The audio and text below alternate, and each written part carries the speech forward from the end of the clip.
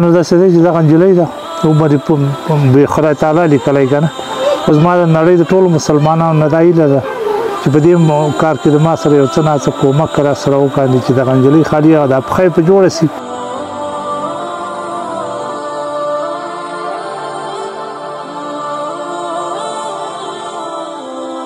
زما زوی و هغه مړ سو او د هغه جنازه چې راغله زموږ کور ته ښځې په خپله سو دا نجلۍ چې وترلسه وړوکې وګڼه سپخا پوړې باندې تله اوس خو روانېدو ته جوړه ده هغه د پوړۍ د سر نه راخطا سوه او لاندې په ځمکې ته را رسېده په ښایي په دې هغه کې بوچه ماته سوې وه.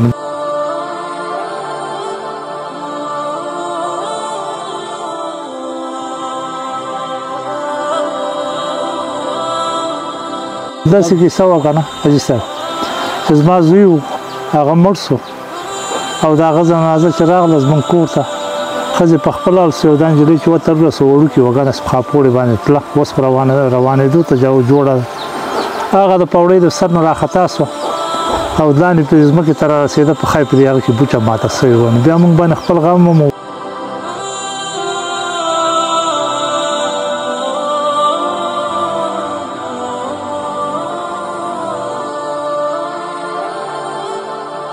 دا نو داسې کیسه وه که نه حاجي صاحب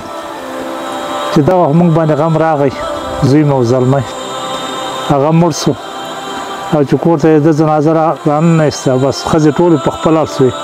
او دا ماشومه چې وه د پوړۍ باندې وخته پاس کړه د بام سر ته چې سر ته ورسېد چې راپامې شو ځان انګړ کې برګ اتڼ شروع و که نه د ښځو چغې وې او کوکې وې او رمباړې وې نو هغه نجلۍ ته ورسو د پاسه چې راخلاصه سو لاندې به دې پوړۍ کې راکنډه کېده چې ځمکې ته راورسېده نو په ښایي دلته بوچه ماته وه نو بیا موږ په خپل غم کې مو په درک هم نه پوهېدو غم خو یو ناکاره تریخ شی دی سړي هغه پکې ډېره ګرانه ده که نه حوصله نو بیا هم دا موږ هسپتال ته مو یوړه سیتامې ته مو یوړه هلته یې راته بستر کړه په ښایي راته وتړله او سیخان یې پکې کېښواده نوره یو څو ورځې په هسپتال کې بستر و پس د هسپتال نه بیا راته راویسته وې دا بوځئ کور ته او څو ورځې پس ته یې بیا راولئ هغه ورځې اوس زما د ذهن نه وتلې دي هغه بیا ورته هغه کړه چې بیا مړ وسته نو ویې کاته ویله دا انشاءالله جوړېږي او سیخونه او شی چې پکې ورکړه هغه یې ته نه ویست ویله زه نور احتیاط ورسره کړی موږ چې ښه نو بیا چې راغلو په هغه کریا کې زما ډېر زیات خپلوان و سر نه مې کور خالي کېده نو نه دومره وخت پیدا کېده چې موږ د ماشوم یې هغه وکړو که نه څارنه وکړو نو را دویمه ورځ چې بیا ماته سوه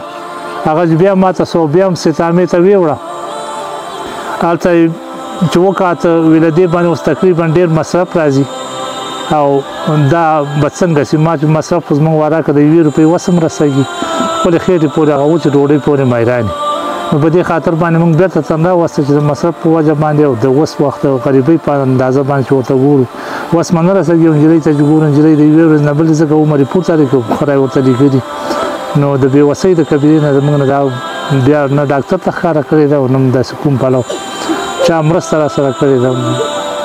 دغسې حال را باندې تېر شوی دی نو داسې دی چې دغه نجلۍ ده عمر یې به خدای تعالی لیکلی که نه خو زما د نړۍ د ټولو مسلمانانو نه دا هیله ده چې په دې کار کې د ما سره یو څه نه څه کومک را سره وکاندي چې دغه نجلۍ خالي د پښه یې په جوړه شي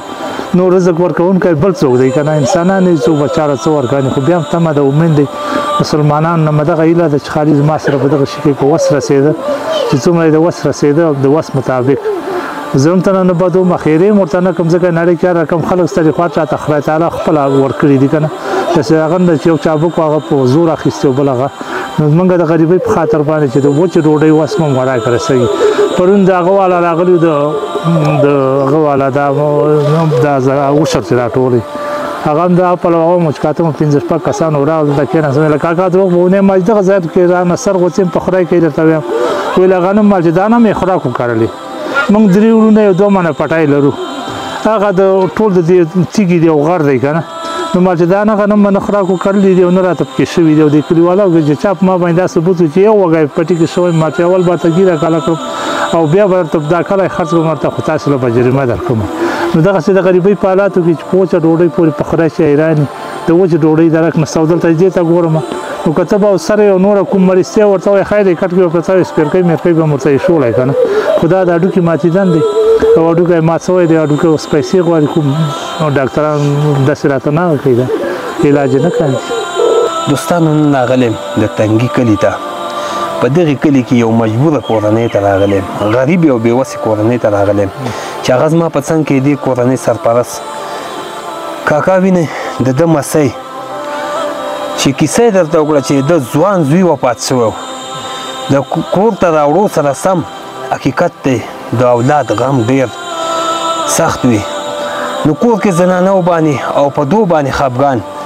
دغه خورزه مې ویني چې دا وړه وه او د دویم چت نه راغورځېدلې او خپی په دې ځای کې ماته د دوستانو یو ځل یې سیتامې ته وړې خو ولې دوستانو څه وخت وروسته بیا د خورزې خپه بې ځایه شوې ماته ده اوس هماغسې بې ځایه جوړه ده دوستانو ډاکټرانو ورته ویلي چې په دې باندې شخصي لګښت راځي د کاکا وس نشته دی ډېر بېوسه دی راځئ د الله د رضا لپاره د دغې خورزې په درملنه یا د خپې په عملیات کې مرسته کومک وکړئ چې آینده دغه خورزه زموږ ژوند لري انسان دی کور به ولري نو دوستانو راځئ د دې د ژوند آینده ژوند په نظر کې ونیسئ او مرسته ورسره وکړئ کومک ورسره وکړئ چې دې د خپې عملیات وشي دوستانو دغه کورنۍ به خوشحاله شي انشاءالله چې الله جل جلاله به د تاسو خوشحاله کیږي او تاسو ته به اجرونه درکوي نور مو وخت نه نیسم ماته چېرته چې وایي ښه د ودانو صاحب په لوی الله مو سپارم